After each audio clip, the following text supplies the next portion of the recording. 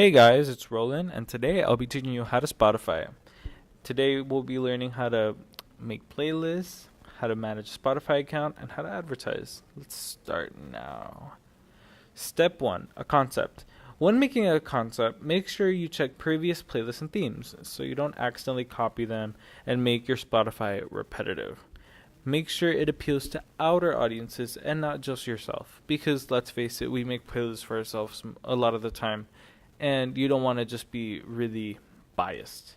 So, examples of concepts would be workout playlists, current hits, 70s, best genre, specific activities like exercising or studying, or like a focused playlist. So, that's pretty much a route you would want to take. Like, any route where your concept goes in a specific direction is pretty good. Step 2, making the playlist. When crafting your playlist, you should consider others' interests. If you make a playlist with a lot of bias, it's not going to make it very far. It's a small audience you'll reach, and you'll have to branch out. Bring the old and the new, no matter what the playlist concept is. So let's say you're making an indie playlist or an alternative playlist, and you put a lot of, let's say, 2000s alternative, but it's just 2000s alternative and you wanted to make it more of an overall alternative, so you would have to bring in 80s, 90s, and then more of now alternative, and make that the ultimate alternative playlist if you were going to make it specifically an overall alternative. Step 3, the needs in a playlist. Your playlist should have enough music for an hour of continuous play. 3 songs per artist, features are fine, but do not overdo it.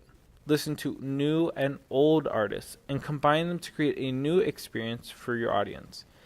When talking about this, pretty much you don't want to make a playlist that is just the same artist over and over and over again.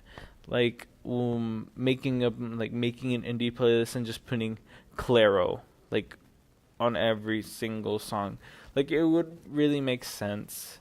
So you would have to bring in like Cuco or Rex Orange County or like other artists like the Walters or like just other artists in general, so it doesn't seem repetitive. It doesn't seem like you're overdoing it. It feels new, refreshing, and just overall entertaining.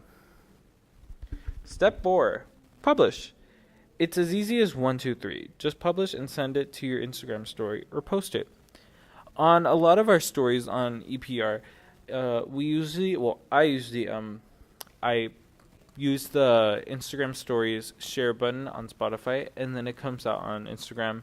And then what I do is I use GIFs or emojis to kind of give like more of a like eye-catching appearance to the actual story itself. So it'll look a lot more like vibrant. You'll know the theme a lot quicker, so you don't have to read the small captions. Like, I mean, it's good to put captions, but your images should be good enough so people would be like, that's 80s, that's 90s, that's 2000s, whatever. So it would be a good decision to make it eye-catching, colorful, but not muddy, and just overall just make it look good, man. That's it. Step 5, maintain it. A playlist isn't just a one-time thing. For it to be successful and for people to keep their interest, you need to add and remove music, unless it's a definitive concept like a decade playlist. Updating it once a week is great. A month is fine, and you should have a rotation of songs. So let's say you're making a playlist for like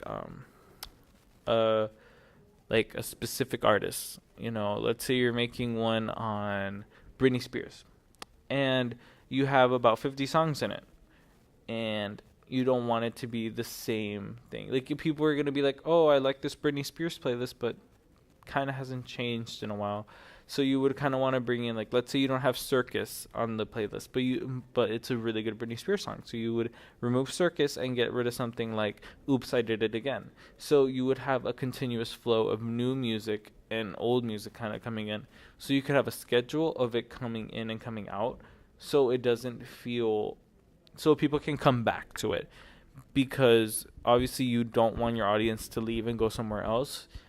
And for the definitive playlists that are like definitive concepts, like a decade, like you're making an 80s playlist, and then it's like after that you kind of just don't touch it, because if there's nothing to add to it, then it's just definitive and it's a good playlist. Then you just don't have to, basically fix don't fix something that's not broken. That's the rule. That's the rule. And then here are some disclaimers. If there's a specific artist who is controversial, EPR recommends that you remove them from your playlist, since you yourself can get into hate and heavy criticism. Not every playlist is a hit. Don't get discouraged if one of them misses. You could learn from your misses to aim higher. See, some of our playlists, they don't do as well, and maybe you could delete them or archive them or just put them on private. But maybe things just don't go the way you wanted to go. But if you thought it was a good playlist, you just learn from your mistakes. Just like make another one, but like add new things, change some things, make it look better. And just before I say thank you and jam out, I just want to say, when making Spotify playlists, I would recommend making Spotify playlist covers. You can add them on your like desktop app for Spotify, and you can make it more themed. So you can make a Spotify playlist cover that's like, let's say the childhood playlist has like different like icons. It has like SpongeBob, it has Disney, it has Cartoon Network on it, because it's reminiscent of childhood. Or let's say you were gonna make something pretty similar, like simple, like the 80s playlist. The 80s playlist has just a simple cassette on it, and it's a good playlist cover. So I would recommend just making playlist covers for like the majority of your playlists on Spotify. And that's pretty much it, bro. Thank you, and jam out.